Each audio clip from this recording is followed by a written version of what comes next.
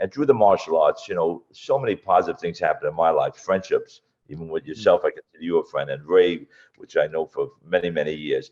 And that's why it's nice to give back something. Sometimes we'll tell the student the same great advice, like with that story about Mann and Robert Mann, that his mother and father tell, but sometimes they'll listen to us more. And it's just great that we're able to sway them, in a positive way, going off drugs or whatever it might be. So I'm just glad that, that influence of the martial arts and that relationship with the martial arts opened up so many doors to do other things and develop friendships and help people. Yeah, and he really, from the first time I met, he loved kids. He loved that kids class. And Chris, I'm not really big on teaching the kids, but he would always try to help me. Here's what you got to do. He'd give me sheets like, did they do their laundry? Did they help their parents out? He had this whole he did. You didn't pay attention to any of that stuff. I didn't pay attention. That part I didn't pay attention to, but I really did.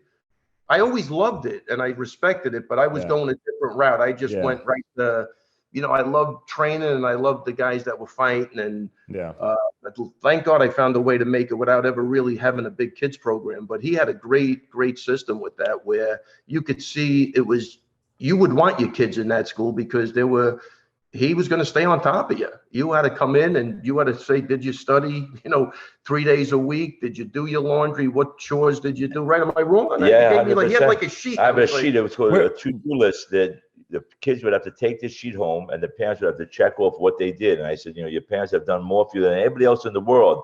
You could never pay them back with money, but you could pay them back with respect. And on that sheet was clean your dishes, clean your room, do the laundry or put it in a basket. And the mother would come back and say, I can't believe this kid's doing this, And I think it was like I said before, sometimes you give them the same great advice that the parents give them, but they listen to someone else faster sometimes. And I think that's great. One student passed the bar, this guy, Jeremita, he became a lawyer, and he said the influence of the martial arts and the discipline, as you know, it helps all aspects of life. It's one of the greatest things you could do as a kid or as an adult, discipline and hard work ethics and responsibility and confidence and all the other 1,000 other things that it develops, and I'm just glad that we're able to pass it on to people. Teaching, I got as much satisfaction in teaching as I did when I was fighting, and it really adds a lot of positivity to your life in that respect.